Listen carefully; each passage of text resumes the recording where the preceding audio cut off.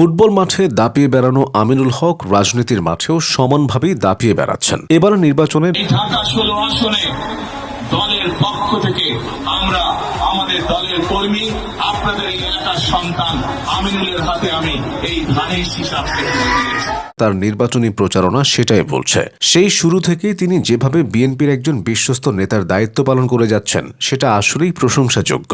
রাজনীতির পথে আমিনুল হকের যাত্রা মোটেও মসৃণ ছিল না। গত ১.৫ দশকে দেশের রাজনৈতিক পট পরিবর্তনে অনেক সুবিধাবাদী নেতা দল পরিবর্তন করলেও আমিনুল হক নিজের আদর্শে অটল ছিলেন। শত চড়াই উতরাই, জেল জুলুম এবং প্রতিকূল পরিস্থিতির মুখেও তিনি দলের প্রতি নিজের আনুগত্য বজায় রেখেছেন। ২০১৮ সালের নির্বাচনে দলের মনোনয়ন না পেলেও তিনি বিচলিত হননি, বরং দলের একজন একনিষ্ঠ কর্মী হিসেবে মাঠে কাজ করে গেছেন। বিশেষ করে ঢাকা ১৭ আসনের উপনির্বাচনে তার সক্রিয় প্রচারণা এবং সাংগঠনিক দক্ষতা তাকে নেতাকর্মীদের মাঝে আরও জনপ্রিয় করে তুলেছে। এই নেতার জন্ম ১৯৮০ সালের ৫ অক্টোবর ভোলার দ্বীপ জেলায় হলেও তার শৈশব ও কৈশোর কেটেছে ঢাকার পল্লবীতে। ফুটবলের প্রতি গভীর অনুরাগ থেকে ১৯৯৩ সালে পায়োনিয়ার লিগে খেলার মাধ্যমে তার পেশাদার ফুটবলের যাত্রা শুরু হয়। অসামান্য প্রতিভা আর কঠোর পরিশ্রমের ফল পেতে দেরি হয়নি। মাত্র ১৫ বছর বয়সে ১৯৯৫ সালে তিনি প্রথম জাতীয় দলে ডাক পান। তবে আন্তর্জাতিক ফুটবলে তার অভিষেক হয় ১৯৯৮ সালে কাতারের বিপক্ষে ম্যাচের মাধ্যমে।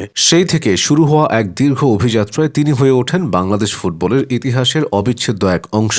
বাংলাদেশের ফুটবল ইতিহাসের সবচেয়ে বড় অর্জনের কথা বললে ২০০৩ সালে সাফ চ্যাম্পিয়নশিপের নাম সবার আগে আসবে। আর সেই সাফল্যের মহানায়ক ছিলেন আমিনুল হক। মালদ্বীপের বিপক্ষে ফাইনাল ম্যাচটিতে গোলপোস্টের সামনে তিনি যেন হয়ে উঠেছিলেন চীনের মহাপ্রাচীর। স্ট্রাইকারদের গোল করতে ব্যর্থ হওয়ার দিনে আমিনুল একাই বুক চিতিয়ে লড়াই করে প্রতিপক্ষকে রুখে দিয়েছিলেন। তার অসামান্য দক্ষতার কারণে বাংলাদেশ প্রথমবার সাফের শিরোপা উঁচিয়ে ধরার স্বাদ পায়। শুধু সাফ নয়, ১৯৯৯ এবং ২০১০ সালের এসএ গেমসে স্বর্ণপদক জয়ের ক্ষেত্রেও তার অবদান ছিল অনস্বীকার্য।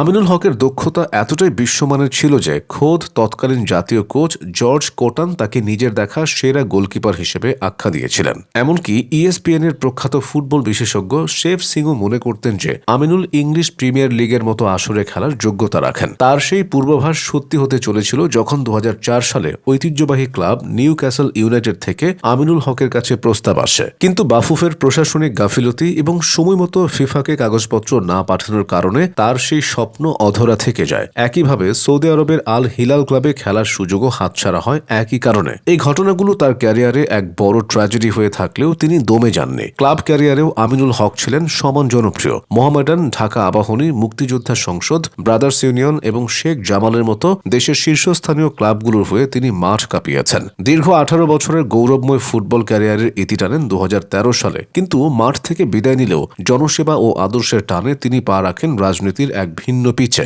শৈশব থেকেই শহীদ জিয়াউর রহমানের আদর্শ লালন করা আমিনুলের আজন্ম ইচ্ছা ছিল বিএনপির রাজনীতি করার। সেই স্বপ্ন পূরণ হয় ২০১৪ সালে, যখন তিনি আনুষ্ঠানিকভাবে দলটিতে যোগ দেন। ২০১৭ সালে বিএনপির কেন্দ্রীয় কমিটিতে পদ পাওয়ার পর তার রাজনৈতিক পথচলা আরও গতিশীল হয়। বর্তমানে তিনি বিএনপির কেন্দ্রীয় ক্রীড়া সম্পাদকের দায়িত্ব পালন করছেন এবং ঢাকা মহানগর উত্তরের সদস্য সচিব হিসেবে তৃণমূল পর্যায়ে সংগঠনকে শক্তিশালী করতে নিরলসভাবে কাজ করে যাচ্ছেন। একজন সফল অ্যাথলেট হিসেবে আমিনুল হক যেমন দেশের মানুষের ভালোবাসা পেয়েছেন, একজন একনিষ্ঠ রাজনৈতিক কর্মী হিসেবেও তিনি অর্জন করেছেন দলের উচ্চ পর্যায়ের আস্থা। ক্ষমতার লোভ বা পদ পদবীর পেছনে না ছুটে দুঃসময়ে দলের পাশে থাকাই তাকে অন্যদের চেয়ে আলাদা করেছে। ফুটবল মাঠের সেই বিশ্বস্ত গোলকিপার আজ রাজনীতির মাঠেও হয়ে উঠেছেন এক আস্থার প্রতীক।